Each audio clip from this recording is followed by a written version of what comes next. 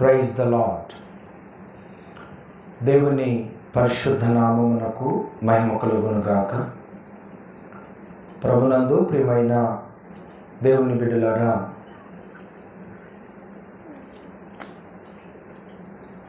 ఈ ప్రత్యేక రాత్రికాల సమయంలో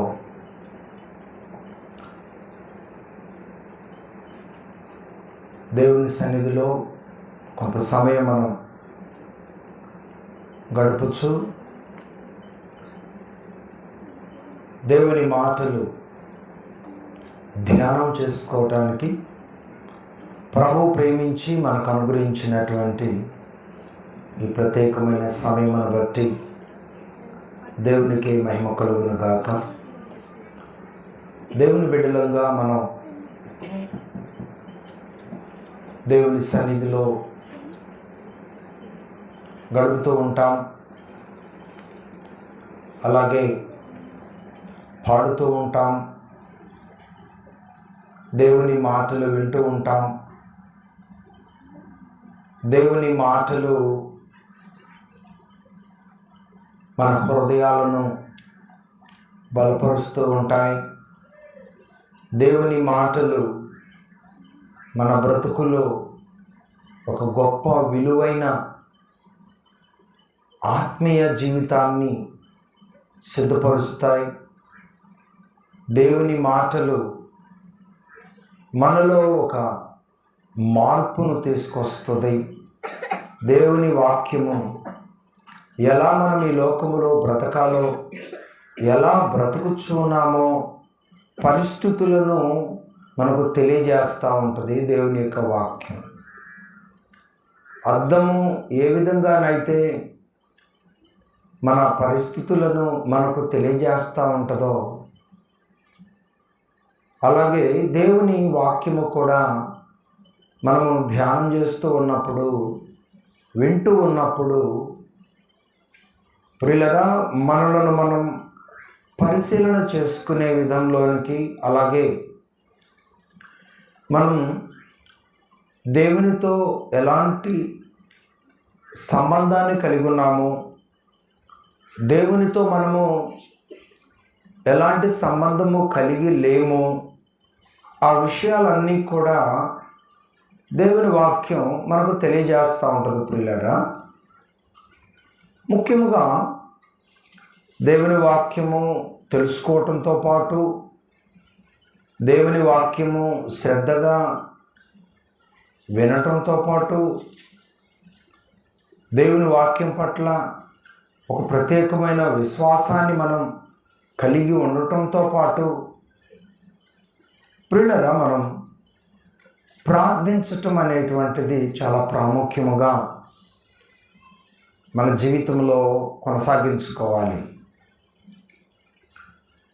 దేవునితో మనం ప్రతిరోజు సహవాసం కలిగి ఉన్నాము అనేదానికి అర్థం ప్రార్థన.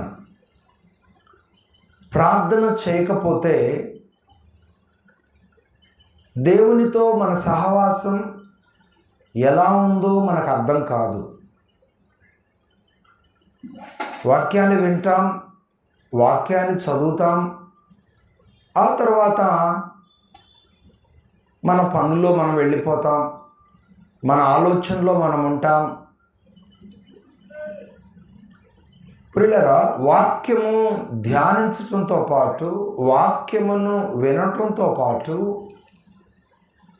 ఆ వాక్యము మన జీవితంలో స్థిరపడినట్లు మన హృదయములో భద్రపరుచుకునే విధంగా, ఆ వాక్యమును అనుసరించి మనం నడుచుకునే విధంగా ప్రభు సహాయం చేస్తూ రావాలంటే ఖచ్చితంగా మనం దేవుని సన్నిధిలో ప్రార్థించే ఆ అనుభవాలను కలిగి ఉండవలసిన వారమై ఉన్నాం.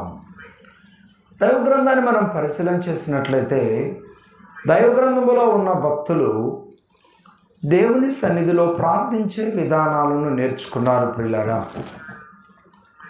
ప్రార్థన ఎప్పుడు ప్రారంభమైంది? ఆదికాండంలోనే ప్రార్థన ప్రారంభమైన సందర్భాన్ని మనం జ్ఞాపకం చేసుకుంటున్నాం. ఆదికాండము 4వ అధ్యాయము 26వ వచనంలో ఉన్నటువంటి వాక్య భాగాన్ని మనం చదువుకుందాం. మరియు షేతునకు కూడా కుమారుడు పుట్టెను, అతనికి ఎనోష్ అను పేరు పెట్టెను.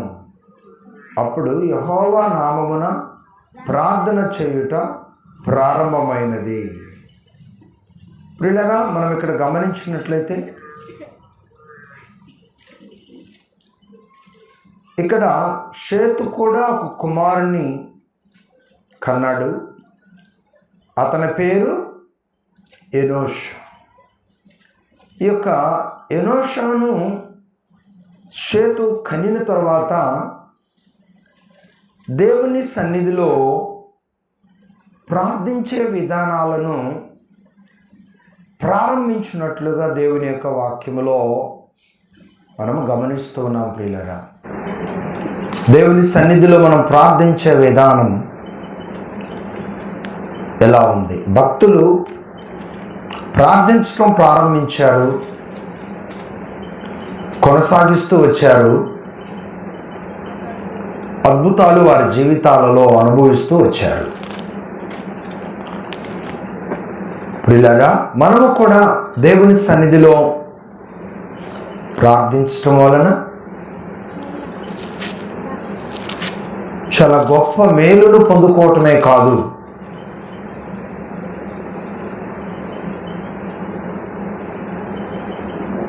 దేవునికరమైనటువంటి కొన్ని అనుభవాలను కూడా మనం పొందుకోవటానికి ప్రభు సహాయం చేస్తారు. లూకాసు వార్త 5వ అధ్యాయం 16వ వాక్యమును ఒకసారి మనం చదువుకుందాం. ప్రార్థించడంలో ఉన్నటువంటి ఆ పట్టుదల, ఆ ప్రత్యేకత, ఆ సమర్పణ ఎలా ఉంటుందో మనం ఎవరిలో చూడగలమంటే ప్రభు అయిన యేసుక్రీస్తు వారిలో చూడగలం. ప్రార్థించే ఆ పరిస్థితులను ఆది కాండములో మనం గమనిస్తూ వచ్చాం. కానీ ప్రార్థనలో ఉన్నటువంటి ఆ పట్టుదల, ఆ ప్రత్యేకత ఎలా ఉంటుందో మనం ఎవరిని బట్టి నేర్చుకోగలమనగా, ప్రారంభించింది పాత నిబంధన కాలంలో, ఎనోష్ కాలంలో ప్రార్థన ప్రారంభమైంది షేతు గారి ద్వారా. ఆ ప్రార్థనలో ఉన్నటువంటి పట్టు, ఆ ప్రార్థనలో ఉన్నటువంటి ఒక ప్రత్యేకతను మనం ఎవరి ద్వారా నేర్చుకోగలమంటే ప్రభు అయిన యేసుక్రీస్తు వారి ద్వారా మనము నేర్చుకోగలం. ఒకసారి ఆ వాక్యాన్ని చదువుకుందామా? ఆయన ప్రార్థన చేయుటకు అరణ్యములోనికి వెళ్ళుచుండెను. ఆయన ప్రార్థన చేయుటకు అరణ్యములోనికి వెళ్ళుచుండెను. ప్రార్థనలో ఉన్నటువంటి తండ్రితో ఆయన కలిగి ఉండే సహవాసం ఎంత గొప్పగా ఉంటుందో, ఆ అమూల్యమైన సహవాసమును దేవునితో గడుపుతూ ఉన్నప్పుడు ఆటంకం లేకుండా, అభ్యంతరం లేకుండా ఉండాలని, తనకిష్టమైనంత సమయం దేవునితో గడుపుతూనే ఉండాలి. ఎక్కడైతే ఆ అవకాశం దొరుకుతుంది, ప్రశాంతమైన స్థలములలో మాత్రమే అవకాశము దొరుకుతుంది. జనసంచారము లేని ప్రాంతములోనే ఆ అవకాశము దొరుకుతుంది. దేవునితో మనం సమయం గడిపేటప్పుడు ఎన్నో ఆటంకాలు, ఎన్నో మాటలు, జనసంచారంలో మనం ఎదుర్కొంటూ ఉంటాం. ప్రత్యేకంగా కొంత సమయం గడపటం కొరకు మనం ఏకాంతమైనటువంటి ప్రాంతాలను ఎన్నిక చేసుకున్నప్పుడు దేవునితో మనం ఎంత సమయం గడపాలనుకుంటే అంత సమయము ప్రశాంతంగా గడిపే అవకాశం ఉంటుంది. తండ్రితో ఆయన అనుబంధాన్ని ఎలా కొనసాగించుకున్నాడంటే, జనసంచారంలో తండ్రితో తన అనుబంధాన్ని కొనసాగించుకోలేనని ప్రభువైన యేసుక్రీస్తు వారు ఏం చేశారు? అరణ్యములోనికి వెళ్ళి ఆయన ప్రార్థన చేయటము మనం ఇక్కడ గమనిస్తున్నాం ప్రియులారా. అలాగే మనము కూడా దేవునితో ఎల్లప్పుడూ ఆ అనుబంధము, ఆ అనుసంధానము నిలిచి ఉండాలంటే మనము కూడా ప్రార్థన చేయుట కొరకు ఒక ప్రత్యేకమైన పరిస్థితులను మనం ఏర్పాటు చేసుకోవటానికి మనం ఎప్పుడు మెలకువగా ఉండాలి ప్రియులారా. ఎప్పుడు మనం ప్రార్థన చేసుకుంటాం. మనం గృహాల్లో పనులు చేసుకొని వచ్చి గృహాల్లో ప్రార్థన చేసుకుంటాం.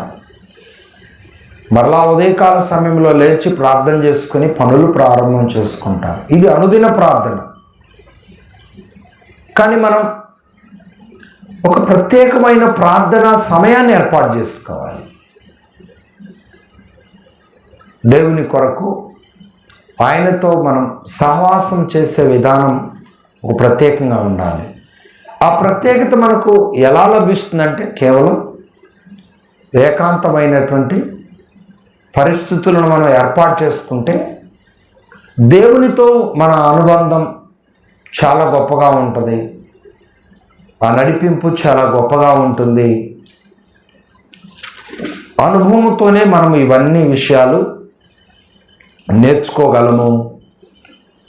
మనము ప్రయత్నించకపోతే ఈ అనుభవాలలో ఉన్న రుచిని మనము గుర్తించలేము. ప్రయత్నించాలి. దేవుని కొరకు ఒక ప్రత్యేకమైన ఏకాంతతతో కూడినటువంటి ఆ ప్రార్థన అనుభవాలకు మనం ఇష్టపడినప్పుడు, అనుసరించడానికి ప్రయత్నం చేసినప్పుడు చాలా గొప్పగా ఉంటుంది. మన మనవి దేవుడు త్వరగా వినటానికి అవకాశములు ఉంటాయి అనే వాస్తవాన్ని ఇక్కడ గమనించవలసిందిగా ప్రభువారి పేరట నేను తెలియజేస్తున్నాను. ప్రియులారా, మరి ఒక మాట నేను మీకు చూపిస్తాను. లోకాసువార్త 22వ అధ్యాయం 32వ వచనాన్ని ఒకసారి మనం చదువుకున్నట్లయితే, నీ నమ్మిక తప్పిపోకుండానట్లు నేను నీ కొరకు వేడుకొంటిని, నీ మనసు తిరిగిన తర్వాత నీ సహోదరులను స్థిరపరచమని చెప్పెను. ప్రియులారా, ఇక్కడ మనం గమనిస్తున్నట్లయితే ఎవరి గురించి ఈ మాటలు దేవుడు మాట్లాడుతున్నాడు?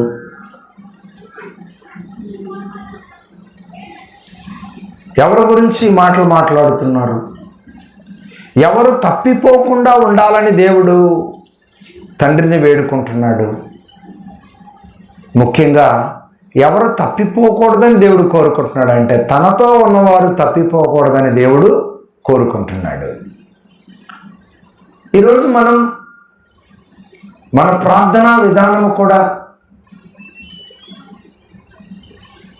మూడో అనుభవంలోనికి మనం వచ్చేసరికి మనం ఎక్కువగా దేవునితో గడపాలి, ఎక్కువగా దేవుని యొక్క సన్నిధిలో గడపాలి అని ఎప్పుడైతే మనకు ఆశ ఉంటుందో, ఆ ఆశను గలిబిలి చేసేదానికి అపవాది ఎవరిని పట్టుకుంటాడంటే మన ప్రక్కవారినే పట్టుకుంటాడు.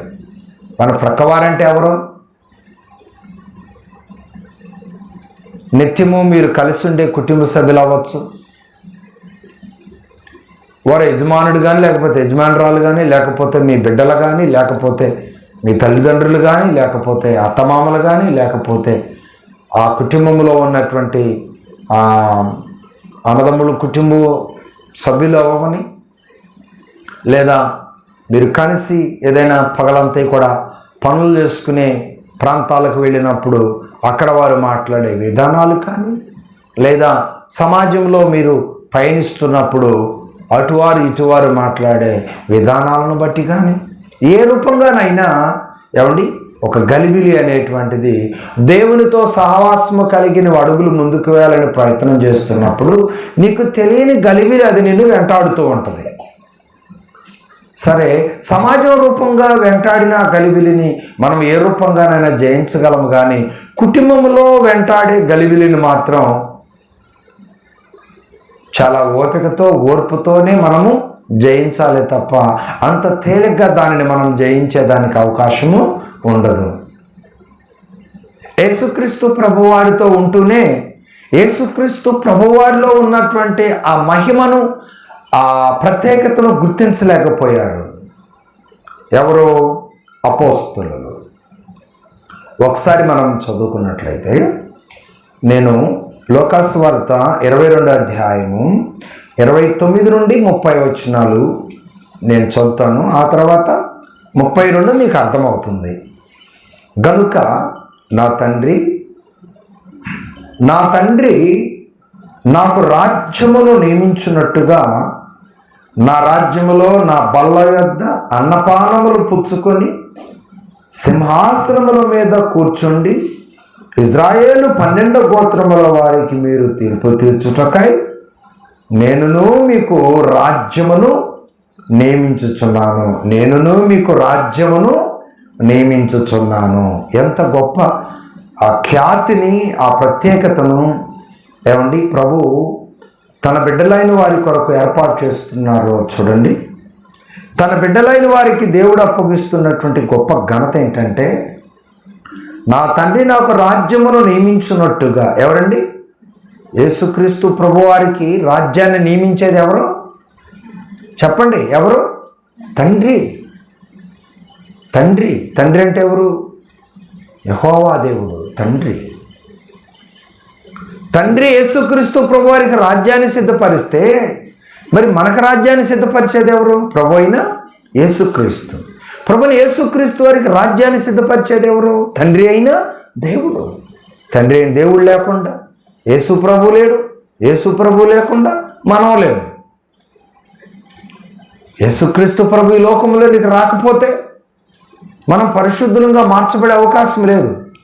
యేసుక్రీస్తు ఈ లోకంలోనికి వచ్చి ఆయన అమూల్యమైన రక్తాన్ని చిందించకపోతే మనం పరిశుద్ధులుగా కడగబడే అవకాశం లేదు. పాపములో నుండి, శాపములో నుండి ఏమంటే పరిశుద్ధతలోనికి మార్చబడే అవకాశం మనకు లేదు. మనం పాపములో నుండి పరిశుద్ధతలోనికి నడవగలిగామంటే ఎవరి ద్వారా నడవగలుగుతున్నాం? ఎవరి ద్వారా నడుస్తూ ఉన్నాం? ఆ విధంగా నడవటానికి మనలను అడుగులను చేసింది ఎవరో? ప్రభు అయిన యేసుక్రీస్తు వారు. కాబట్టి ప్రియులారా, మనం తండ్రి యొద్దకు చేరాలనుకుంటే ఎవరు మనలను తండ్రి యొద్దకు తీసుకెళ్లేది? ఎవరండి? మనం తండ్రి యొద్దకు చేరాలనుకుంటున్నాం, మనల్ని తండ్రి యొద్దకు తీసుకెళ్లేది ఎవరు? ప్రభు అయిన యేసుక్రీస్తు వారు. ప్రభు అయిన యేసుక్రీస్తు వారు లేకుండా డైరెక్ట్గా తండ్రి యొద్దకు వెళ్ళే అధికారం ఎవరికి లేదంటే మనకు లేదు. అందుకే డైరెక్ట్గా నాకు యెహోవానే పరలోకం ఇవ్వాలంటే ఇవ్వడం మనకి. డైరెక్ట్గా ఆ పరలోక రాజ్యము యేసుక్రీస్తు ప్రభువు మన కొరకు ఆయన సిద్ధపరచడం లేదు. ఆల్రెడీ సిద్ధపరిచే ఉన్నది, ఇంకా సిద్ధపరుస్తూ ఉన్నారు వీళ్ళిద్దరు కలిసి. అందుకే ఇక్కడ ఏమంటున్నాడు? జాగ్రత్తగా గమనించండి. గనుక నా తండ్రి నాకు రాజ్యమును నియమించినట్టుగా నా రాజ్యములో నా బల్ల యొద్ద అన్నపానములు పుచ్చుకొని, వినండి, నా బల్ల యొద్ద అన్నపానములు పుచ్చుకొని సింహాసనముల మీద కూర్చుండి ఇజ్రాయేలు 12 గోత్రముల వారికి మీరు తీర్పు తీర్చుటకాయ నేనును మీకు రాజ్యమును నియమించుచున్నాను. దేవుని యొక్క ఏమండి మరి సన్నిధిలో ఉన్నటువంటి ప్రియులరా, మీరు జాగ్రత్తగా వినండి. నా తండ్రి నాకు రాజ్యాన్ని సిద్ధపరిచాడు, నా బల్ల యొద్ద మీరు కూడా భోజనం చేయనట్లుగా, నా తండ్రి నా కొరకు రాజ్యం సిద్ధపరచున్నట్లుగా మీ కొరకు నేను రాజ్యమును సిద్ధపరచబోతున్నాను.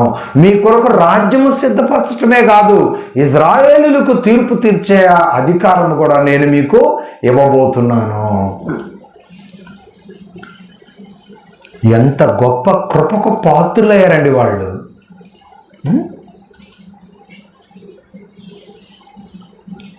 31వ వచనం, సీమోను సీమోను, ఇదిగో సాతాను మిమ్మును పట్టి గోధుమల వల్లే జల్లించుటకు మిమ్మును కోరుకొనెను గాని నీ నమ్మిక తప్పిపోకుండానట్లు నేను నీ కొరకు వేడుకొంటిని. నీ మనసు తిరిగిన తర్వాత నీ సహోదరులను స్థిరపరచమని చెప్పాను. ఎవరిని గద్దించాడు ఇక్కడ? ఎవరిని గద్దించాడు చెప్పాలా? సీమోనును గద్దించాడు. ఎందుకంటే సీమోను కొంచెం తొందరపాటు ఎక్కువ కదా. ప్రభు అయిన యేసుక్రీస్తు వారిలో హెచ్చు తగ్గు భేదాలు లేకుండా సమానత్వం కలిగి అందరూ ఉండాలని చెప్పి చివరి రాత్రి భోజనపు ఏర్పాట్లలో వారందరి పాదములు కడిగి వారందరి యొక్క అమూల్యమైన సమాధానార్థమైన స్థితి వారు కలిగి ఉండాలనే ఉద్దేశంతో అందరి పాదాలు కడుగుతూ వస్తే పేతురు దగ్గరికి వచ్చిన తర్వాత ఏమంటున్నాడు? పేతురు దగ్గరికి వచ్చిన తర్వాత ఏమంటున్నాడు? ప్రభువా, నా పాదాలే కదయ్యా,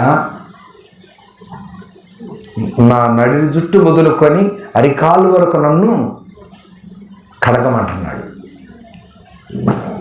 అప్పుడు ప్రభువారు ఏమన్నాడంటే, అవసరం లేదు, మీరు సమాధానంగా ఉండాలి అనే విధానాన్ని బట్టి నేను ఈ పని చేస్తూ ఉన్నాను. స్నానం చేసి వచ్చావు, మరలా స్నానం చేయవలసిన అవసరము లేదు, కాళ్ళు కడుక్కుంటే సరిపోతుందని చెప్పి యేసుక్రీస్తు ప్రభువారు సమాధానం చెప్పాడు. అలాగే ప్రియులారా, ఈరోజు మనం కూడా ప్రభు బలలో పాల్గొనబోతున్నాం. ప్రభు బలలో పాల్గొనే వారందరికీ కూడా దేవుడు ఏం సిద్ధపరచబోతున్నాడు? ప్రభు బలలో పాల్గొనే వారందరికీ కూడా దేవుడు ఏం సిద్ధపరుస్తున్నాడు? నా రాజ్యములో నా బల్ల యొద్ద అన్నపానములు పుచ్చుకొని సింహాసనముల మీద కూర్చుండి ఇశ్రాయేలు 12 గోత్రముల వారికి మీరు తీర్పు తీర్చుటకై నేను మీకు రాజ్యమును నియమించుచున్నాను. వారికి రాజ్యంతో పాటు మరొక హక్కు ఇచ్చాడు. దేవుడు ఏమి ఇచ్చాడంటే, ఇశ్రాయేలీయులకు తీర్పు తీర్చే హక్కును ఎవరికి ఇచ్చాడు? ప్రభు శిష్యులకు దేవుడు అప్పగించాడు. మరి మనకేం అప్పగించాడు? ఆయన బిడ్డలైన వారికి ఏం అప్పగించాడు? ఈ భూలోకములో ప్రభు శరీరముగాను ప్రభు రక్తముగాను మనం తీసుకుని భయభక్తులతో దేవునికి కృతజ్ఞతలు చెల్లిస్తున్నప్పుడు శాశ్వతమైన దేవుడు సిద్ధపరిచిన రాజ్యములో ఆయన ఒక విందు ఏర్పాటు చేయబోతున్నాడు. ఆ విందులో పాల్గొనే యోగ్యతను దేవుడు వారికి దయచేస్తాడు. ఎంత గొప్ప కృప అండి. అందుకే ఈ లోకములో మనం దేవుడు అవకాశం ఇచ్చినప్పుడు, సమయం ఉన్నప్పుడు ఏం చేయాలండి? బాప్తిస్మం తీసుకోవాలి. బాప్తిస్మం తీసుకోవటం ద్వారా ప్రయోజనం ఏంటండి? ప్రభువారి యొక్క శరీరమునకును ప్రభువారి యొక్క రక్తమునకును సాదృశ్యమైన పాత్రలో చేయవేసే అర్హతను మనం కలిగి ఉంటాం. ఈ పాత్రలో చేయవేసే అర్హత కలిగిన వారందరికీ దేవుడు తన రాజ్యములో ఏ అవకాశం ఇస్తాడండి? ఏ అవకాశం ఇస్తాడు? జాగ్రత్తగా మీరు అర్థం చేసుకోవాలి. ఈ భూలోకములో బాప్తిస్మం తీసుకొని పాపక్షమాపణ నిమిత్తం మారు మనసు పొంది బాప్తిస్మం తీసుకొని ప్రభు శరీరమునకును ప్రభు రక్తమునకును సాదృశ్యమైనటువంటి ఈ పాత్రలో చేయవేస్తున్నటువంటి వారు అందరి కొరకు దేవుడు పరలోక రాజ్యములో ఏం సిద్ధపరచబోతున్నాడు? ఒక మంచి రాజ్యముతో పాటు స్థలముతో పాటు ఆయన భోజనపు విందులో మనందరము పాల్గొనే ధన్యతను, పాల్గొనే అర్హతను దేవుడు మన కొరకు చక్కగా సిద్ధపరచబోతున్నాడు. దేవుడు సిద్ధపరిచే ఆ ప్రేమ విందులో పాల్గొనాలంటే ఈ లోకములో దేవుని బిడ్డలంగా మనం మారి ప్రభువు పాత్రలో పాల్గొనే అర్హత మనము కలిగి అనుసరిస్తూ ఉండాలి. అందుకే భూలోకంలో బాప్తిస్మం అనటంతోనే ఏదేదో మాట్లాడేదానికి ప్రయత్నం చేస్తూ ఉంటారు. ఇప్పుడు ఎందుకులే, ఇంకా చాలా సమయం ఉండగా, ఆ బాప్తిస్మం తీసుకున్న వాళ్ళు ఎలా ఉన్నారో చూడండి, వీళ్ళు ఎలా ఉన్నారో చూడండి అంటూ ఉంటారు. బాప్తిస్మం తీసుకొని క్రమంగా ఉండకపోతే వారికి ప్రేమ విందులో పాల్గొనే అర్హత ఉండదు, అగ్నిలో కాలిపోయే అర్హత ఉంటుంది. బాప్తిస్మం తీసుకుని ప్రభు బలలో పాల్గొంటూ ఆయనకు మహిమార్థంగా నువ్వు జీవించావనుకోండి, చక్కగా ప్రభువారు సిద్ధపరుస్తూ ఉన్నటువంటి ప్రేమ విందులో పాల్గొనే యోగ్యత నీకుంటుంది. అందుకే తప్పిపోకుండా, అపవాది నిన్ను గలిబిలి చేయకుండా,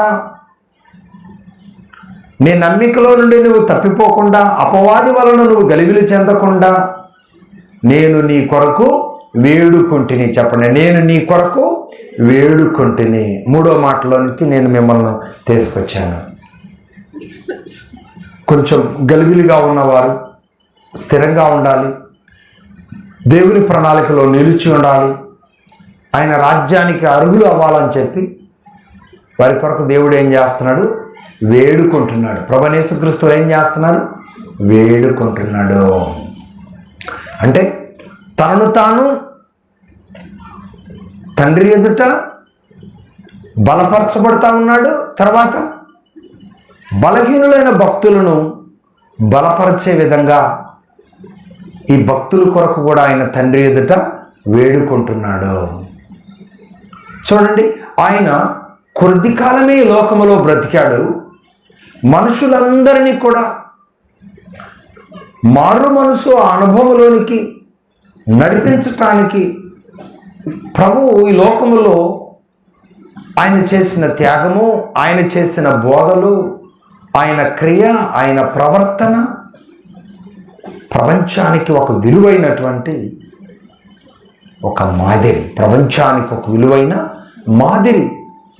ఈ లోకములో మనుషులు ఎలా బ్రతకాలి, మనుషులు ఎలా జీవించాలి, మనుషులు ఈ లోకములో పాపాన్ని ఎలా విడిచిపెట్టాలి, పరిశుద్ధతను ఎలా ధరించాలి, దేవుని బిడ్డలుగా ఈ లోకములో ఎలా జీవించాలి, ఆ అనుభవాలన్నీ కూడా ప్రభువు తన భక్తులైన వారి కొరకు బోధించాడు. ఆయన మన మధ్యలో లేకపోయినా ఆయన బోధించినటువంటి శ్రేష్టమైన ఆ అనుభవాలన్నీ కూడా బైబిల్ గ్రంథంలో ప్రభువు మన కొరకు సిద్ధపరిచాడు. ఈ వాక్యాన్ని చదువుకోవటం ద్వారా దేవునితో మనం ఉండవలసిన అనుభవాలు, అలాగే ముఖ్యంగా ఈరోజు మనం ధ్యానం చేసుకుంటున్నటువంటి దేవుని యొక్క వాక్య అనుభవము, ప్రార్థించే ఆ విధానాలు మనకు అర్థమవుతాయి. ప్రియులారా, పాత నిబంధన కాలంలో షేతో ఎనోషుకు జన్మనిచ్చిన సందర్భంలో ప్రారంభమైన ప్రార్థన యేసుక్రీస్తు కాలంలోనికి వచ్చేసరికే తండ్రితో ఏకాంతంగా గడిపితే ఎలా ఉంటుందో ప్రభువైన యేసుక్రీస్తు వారి ద్వారా మనం తెలుసుకోవచ్చు. తనను తాను, తన భక్తిని, తన శక్తిని కాపాడుకోవటం కొరకు తండ్రితో ఆయన మమేకమై తన బిడ్డలుగా ఈ లోకంలో జీవించటానికి తన ఎదుకు వచ్చిన వారందరూ కూడా తప్పిపోకుండా, జారిపోకుండా, పడిపోకుండా ఎల్లప్పుడూ పరలోక రాజ్యానికి వారు వారసులయ్యే వరకు వారు నిలబడాలని చెప్పి తనకిష్టమైన బిడ్డలు, తనకు సమర్పించుకున్న బిడ్డలు అపవాది ద్వారా ఏదైనా బలహీనలు అవుతా ఉంటే వారు బలంగా ఉండాలని దేవుడు ఏం చేశాడు? వారి కొరకు ప్రార్థన చేస్తూ వచ్చాడు.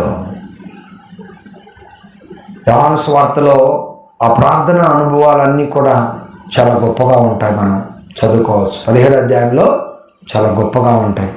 తండ్రితో ఆయన చేసిన ప్రార్థన, తన బిడ్డలైనటువంటి వారు ఎలాగున తండ్రితో మమైకమై ఉండాలో, క్రీస్తు మధ్యవర్తిగా ఉండి ఆ నిత్య జీవానికి సూచనలు ఎలా ఉంటాయో, ఆ పూర్వ మహిమ ప్రార్థన ద్వారా ఎలా సంపాదించుకోవాలో, సంఘముగా ఏర్పరచబడినటువంటి వారు ఎలా ప్రత్యేకమైన ప్రార్థన చేయాలో,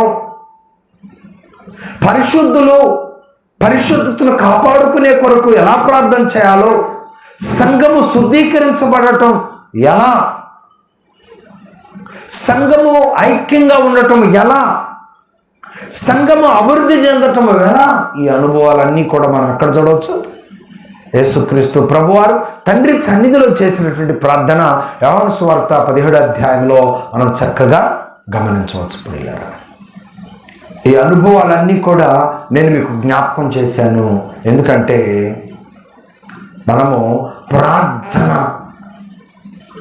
అంటే ఎంత గొప్పదో, ప్రార్థన ఎప్పుడు ప్రారంభమైందో, ఆ ప్రార్థన యేసుక్రీస్తు వారి వలన ఎలాగున మనకు మాదిరిని దేవుడిచ్చాడో, యేసుక్రీస్తు వారు మనందరినీ తండ్రి సన్నిధికి అప్పగించి మనం ఎలా ఉండాలని కోరుకున్నాడో అనుగ్రహిస్తూ వచ్చినటువంటి మాదిరికరమైన విధానాలు మనం చాలా జాగ్రత్తగా అనుసరించడం ద్వారా గొప్ప ప్రణాళికలో నిలిచి ఉంటామని ప్రభువారి పేట నేను తెలియజేస్తున్నాను. పాత నిబంధన కాలంలో కూడా భక్తులు ఉన్నారు. ప్రార్థనా జీవితాన్ని వారు బ్రతుకులో కొనసాగించుకుంటూ దేవునికి మహిమార్థంగా నడిచిన భక్తులు ఉన్నారు పాత నిబంధనలు కూడా. మరి ఆది కాలంలో మనం గమనించినట్లయితే 5వ అధ్యాయం 21 నుంచి 24 వచనాలు మనం గమనించినట్లయితే హానోకు దేవునితో అతను నడుస్తూ వెళ్ళాడు. దేవునితో అతను నడుస్తూ వెళ్ళాడంటే కారణం ఏంటి? ప్రార్థన చేస్తున్నాడు. గుర్తుపెట్టుకోండి, ప్రార్థన చేస్తున్నాము అంటే మనం ఎవరితో నడుస్తున్నట్టు? దేవునితో నడుస్తున్నట్టు. ప్రార్థన చేస్తూ ఉన్నారు కనుక దేవునితో నడిచే అనుభవాలను వారి జీవితంలో కాపాడుకున్నారు భక్తులైన వారు. ఎవరు వారు? హానోకు. ఒకసారి చూడండి, ఆదికాండము 5వ అధ్యాయము 21 నుంచి మనం చదువుతూ వచ్చినట్లయితే ఇక్కడ మనం కొన్ని అనుభవాలను నేర్చుకోవచ్చు. ప్రియులగా గమనిద్దామా? హానోకు 65 ఏండ్లు బ్రతికి మెతుషులాను కనెను. హానోకు మెతుషులాను కనిన తర్వాత 300 ఏండ్లు దేవునితో నడుచుచు కుమారులను కుమార్తెలను కనెను. హానోకు దినములనియు 360 ఏండ్లు. హానోకు దేవునితో నడిచిన తర్వాత దేవుడు అతన్ని తీసుకొని పోయిను గనక అతడు లేకపోయాను. గమనించండి, ఇక్కడ హానోకు దేవునితో నడిచిన తర్వాత దేవుడు అతనిని తీసుకొని పోయాను. ఇక్కడ హానోకు దేవునితో నడిచిన తర్వాత అన్నాడు. స్టార్టింగ్లో ఏమన్నాడు? 21లో హానోకు 65 ఏండ్లు బ్రతికి మెతుషులాను కనెను. అంటే అతడు సంతానాభివృద్ధిని కలిగి ఉన్నప్పటికీ కుమార్తెలను కుమారులను కనుచు ఎన్నో బాధలు బలహీనతలను నష్టాలు కష్టాలు అన్నీ కూడా ఎదుర్కొంటున్నప్పటికీ కూడా అతను ప్రార్థించే మనసు కలిగి ఉన్నాడు గనుక అతను దేవునితో నడవగలిగాడు. ఈరోజు నీ కుటుంబ వ్యవస్థ, నీ ఆర్థిక వ్యవస్థ, నీ ఆరోగ్య వ్యవస్థ, నీ ఇరుగు పొరుగు వారి పరిస్థితులు ఎలా ఉన్నప్పటికీ కూడా ప్రియులారా, దేవునితో అనుదినము నడవగలిగే స్థితిలో ఉండాలంటే నువ్వు అనుదినము దేవునితో ప్రార్థించే అనుభవాలు కలిగి ఉంటేనే పరిస్థితులు ఎలా ఉన్నప్పటికీ వాటన్నిటిని దాటుకొని దేవునితో నడిచే గొప్ప భాగ్యాన్ని నువ్వు కలిగి ఉంటావు. అలాగే ఇదే ఆదికాండము ప్రక్క అధ్యాయంలోనే ఉంటుంది. ప్రక్క అధ్యాయం అంటే 6వ అధ్యాయంలోనే మనం ఒకసారి 9-10 వచనాలు గమనించినట్లయితే ప్రార్థించే మనసు కలిగిన వ్యక్తిగా ఉన్నాడు కనుక హానోకు దేవునితో నడవగలిగాడు. అలాగే ప్రార్థించే వ్యక్తిగా దేవునితో మరి ఉన్నాడు కనుక ఈ యొక్క నోవాహు అనే వ్యక్తి కూడా దేవునితో నడవగలిగాడు. ఎలా నడిచాడండి? ఎలా నడిచాడు? ఆదికాండం 6వ అధ్యాయం 9-10 వచనాలు మనం గమనించినట్లయితే ఎలాగో రాయబడి ఉన్నది. నోవాహు వంశావళి ఇదే.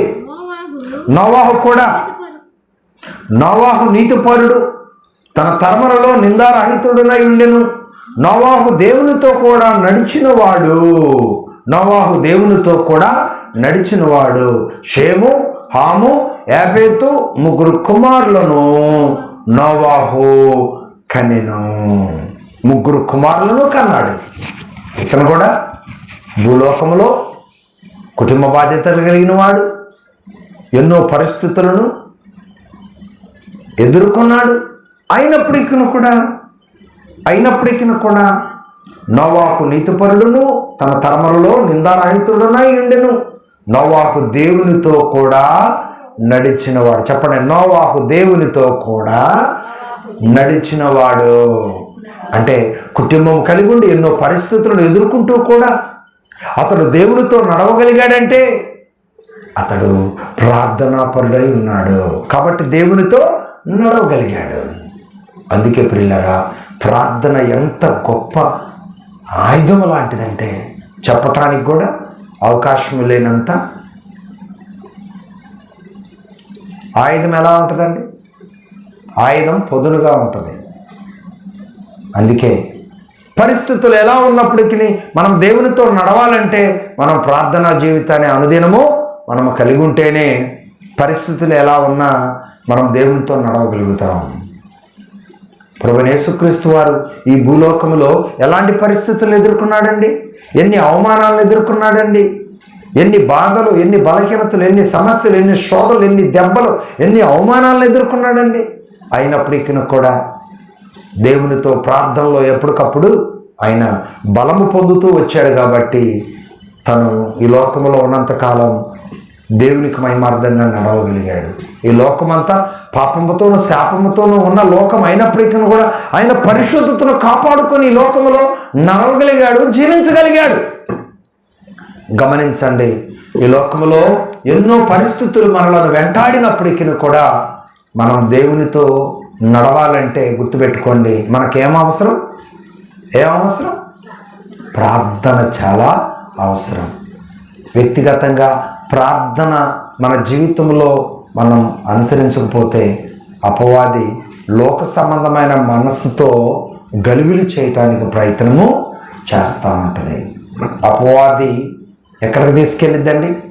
దాని మార్గం ఫస్ట్ రుచిగానే ఉంటుంది, తర్వాత ఎక్కడికి తీసుకెళ్ళింది? పతనానికి, బాధకు, బలహీనతకు ఆ మార్గం తీసుకెళ్తుంది. దేవునితో నడిచే మార్గం